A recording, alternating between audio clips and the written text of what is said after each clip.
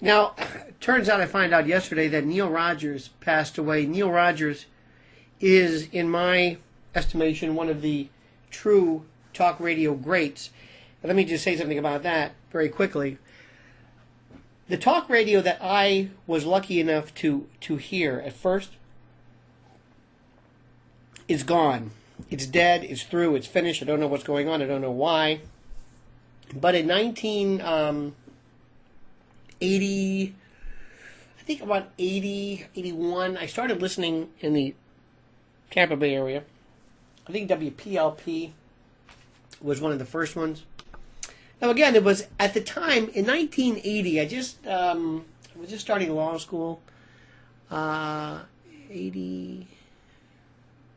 I think I started. Anyway, in Tampa we had WPLP, TKN, FLA, and at the time talk radio was different.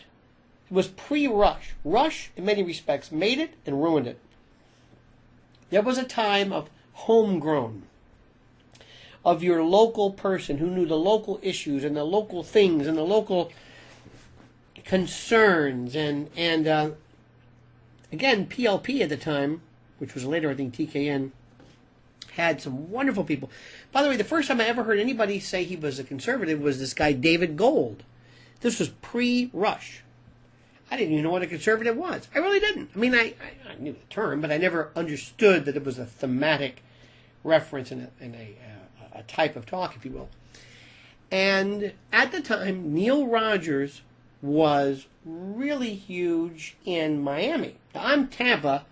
This is South Florida's Miami. But I knew all about him. And this was before the internet and when I would go to Miami, I would listen to him, and he was God. And here was a guy who came along, and in 1976, came out of the closet at the height of homophobia with Anita Bryant in South Florida, and just said, you know what, the hell with it. I believe he was at one point a sports jock. He had...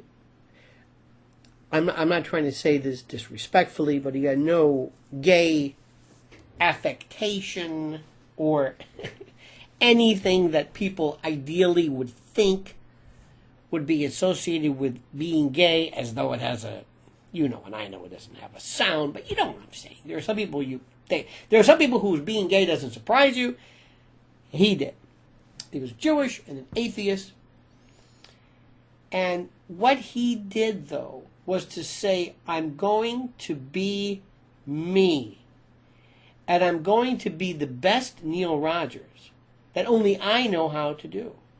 And he was the embodiment of sui generis, nonpareil, one of a kind, God. This guy was making $1 million plus in Florida with no state income tax in the 80s. And he was enormous. Local, had a local flair, a local sound. He could talk about local things. And that's gone now. Talk radio, that's pretty much gone. Now it's kind of homogenized, and it's a whole nother story. One of the things that he did also was to encourage people who were of a talk radio ilk, if you will, that broke barriers. And by the way, one of the things I want to do with Lionel Media, and I'm dead serious about this, I want to go out and have channels on this one day where I get to pick people and I say, I want you. I've always wanted to coach a talk radio host. And I would listen, and if I had the chance, I would say, I want you to listen to people that I've respected in the past, who had their own style to an extent. Neil Rogers. We had a guy in Tampa, Bob Lassiter, who I think Neil, he's dead too. I think Neil knew him, called him Blob. Randy Rhodes had a style too that was very reminiscent. She knew Neil as well. But he was, my God, he was so unique by being himself. And now it is labelless. He was labelless. I was listening to some eulogium that somebody from the Baltimore Sun did, and they said, he was a liberal. He wasn't a liberal. You can't give him a name.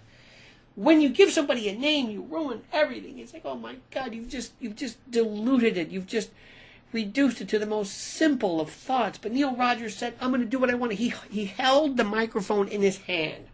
First of all, nobody did this.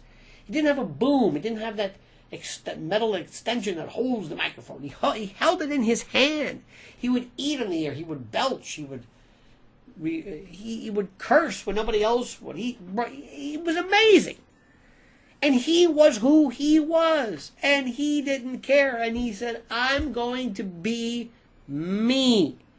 I'm going to be this cosmic representation of who I am. Now, with Rush, and by the way, Rush, God bless him for changing and revivifying the AM band and talk radio to make it worthwhile. But talk radio is absolutely the worst. The worst. Because what Neil Rogers did was he told us about him. I remember listening to him. He was talking about harness racing. I don't care about harness racing, but he did. It didn't matter. I want to hear somebody talk about something they love. He was gay. He was talking about Luis Miguel's ass. I don't even know who Luis Miguel is. I know now, but I didn't know that. And I'm thinking, why am I listening to this man talk about his ass and harness racing and trotters? And when gay people would call up, he'd say, oh, butch up. He hated gay activism, but he was gay. He said, I'm going to do what it is that I do my way, period. And nobody is going to stop me. Nobody is going to. And they said, no, Neil, do it. You're not going to hear that today. There's no imagination in talk radio today. I think talk radio sucks. Okay? Sucks. I hate it. I don't listen to it. I can't stand it. God almighty, it is the most ponderous, boring, predictable. Oh my God, liberal, conservative, that is so over with. That is so dead. It's beyond dead. It's Paleolithic. It's extinct.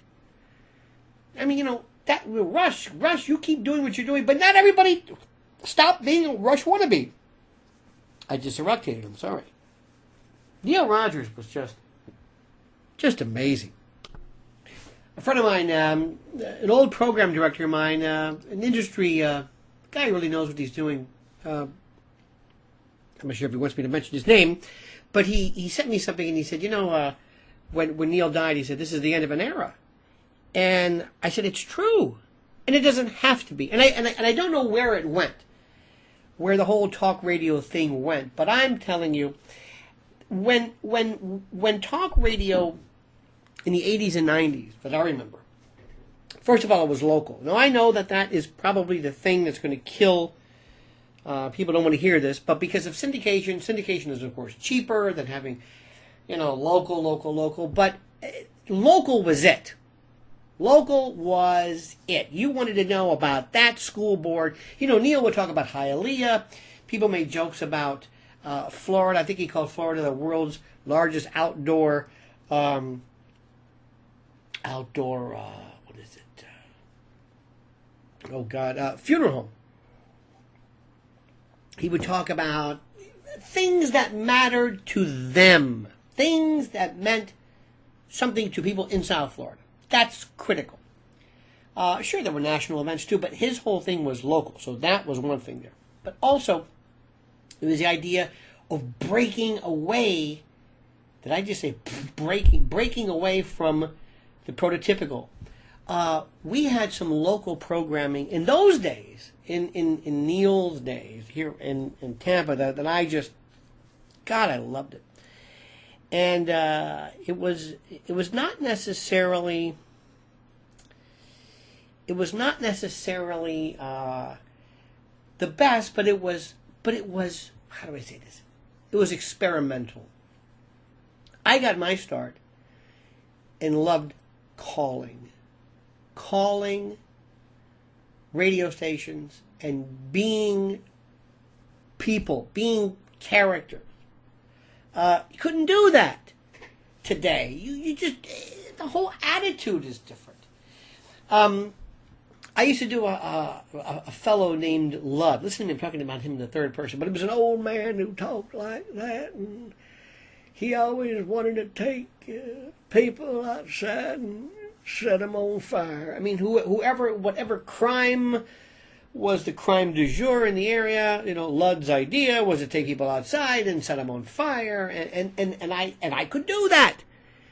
During talk radio at that time, it was local. People said, "Oh, hey, this is the Tampa Bay area. That's that guy." We had local stars then, and the hosts themselves were not. How do I say this? It wasn't political then. Rush, Limbaugh, both improved it and ruined it. I don't know if a Neil Rogers today could survive. Nobody talks about stuff today that we did then. It was a different era. And I'm telling you, with his passing, there were so many greats. He is in the pantheon of just talk radio greats. I could talk about that forever because it's so sad, because now I hate talk radio. I don't listen to it ever. It's just one of those things that, but you know what, rather than bemoan that fact, my point is just to, God bless, whatever that means.